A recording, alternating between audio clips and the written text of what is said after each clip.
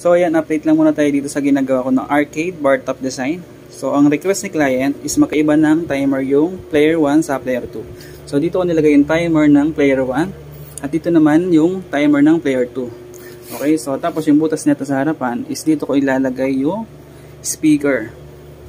Ayan, tapos yung butas naman dito yung lulusot yung HDMI cable para dito sa monitor. Tapos dito yung coin slot ng player 2 kasi request ni client yan, makaiba ng timer. Tapos dito naman yung coin slot ng player 1.